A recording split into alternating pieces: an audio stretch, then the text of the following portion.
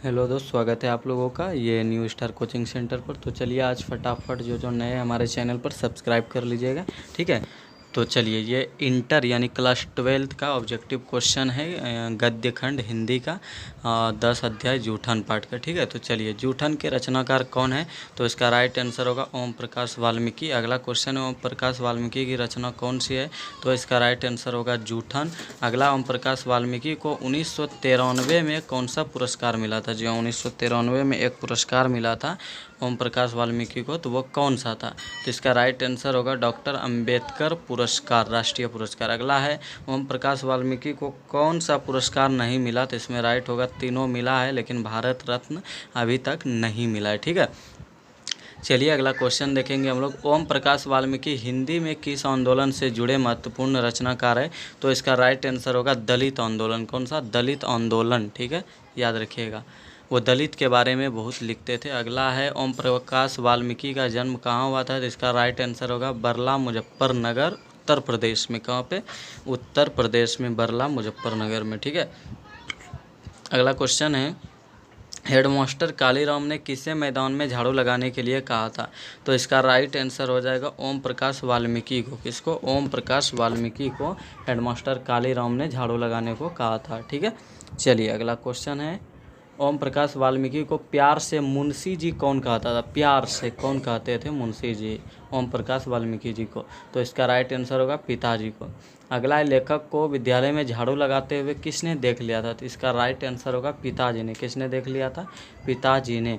अगला क्वेश्चन है जब लोदक बच्चा था, जी हाँ, जब लोदक बच्चा था शादी ब्याह के मौके पर उनके परिवार वालों को खाने के लिए क्या मिलता था, तो इसका राइट आंसर जो है लोदक नहीं होगा, या लेखक होगा। जब लेखक बच्चा यानी छोटा था तो खाने को कौन देता था, तो क्या दिया जाता था, तो इसका राइट आंसर होगा जूठन। इसलिए ये इस पाठ का नाम भी है जूठन। जूठन यानी भोज खाने के बाद जो भी बचता था ना थाली या प्लेट में, वही खाना मिलता था लेखकों को और उनके घर वालों को, ठीक है। आप लोग जाके कहानी पढ़िए, बहुत ही मज़ेदार है, इंटरेस्टेड है। अगला है कौन सी रचना ओम प्रकाश वाल्मीकि की नहीं है, तो इसका राइट आंसर होगा प्रायश्चित। कौन है, प्रायश्चित नहीं है, बाकी तीनों है। अगला है कौन सी रचना ओम प्रकाश वाल्मीकि की है, तो इसका राइट आंसर होगा दलित साहित्य का सौंदर्य शास्त्र का।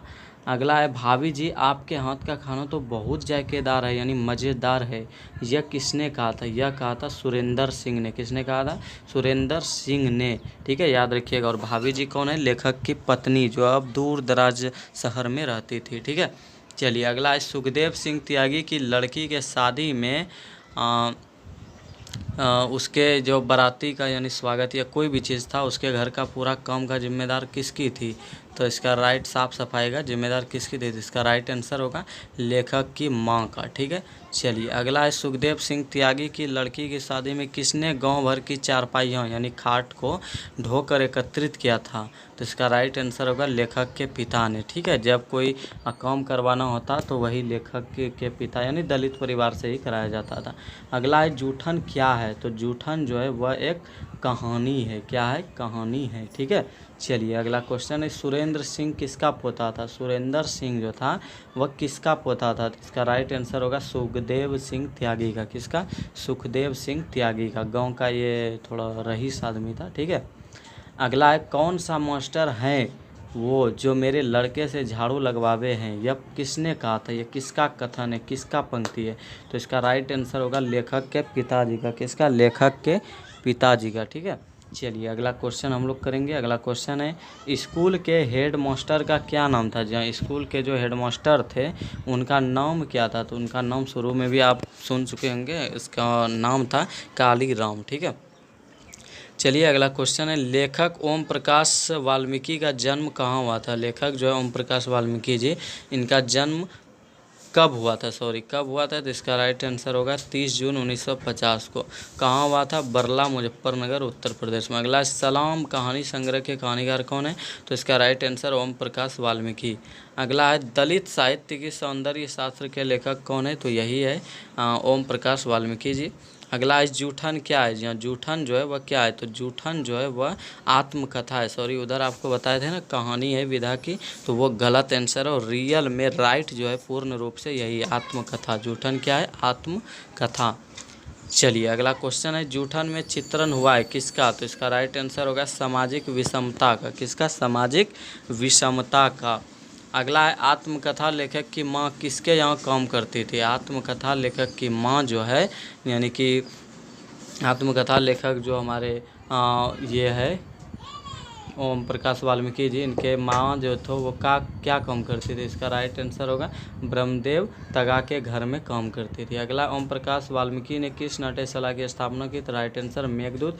और उसके बाद है, मेघदूत नामक नाट्यशाला कहाँ स्थापित हुई? तो महाराष्ट्र। उल्टा पुल्टा के यानी वही क्वेश्चन को बनाया गया है और इसी तरह आपको भी तैयारी रखना है।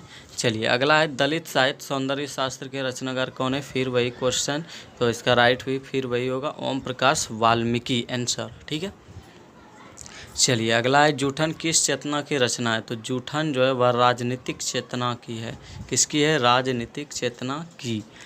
अगला है, अब और नहीं वाल्मीकि की कैसी कृति है? अब और नहीं जो है वाल्मीकि के द्वारा लिखा गया कैसी कृति है? कौन सी विधा की? इसका राइट आंसर होगा कविता। ठीक है। चलिए तो आज लेते हैं आप लोगों से विदा, फिर कल मिलते हैं दूसरे ऑब्जेक्टिव क्वेश्चन के साथ या फिर ऑनलाइन पढ़ाई किसी सब्जेक्ट के साथ। तब तक के लिए गुड बाय।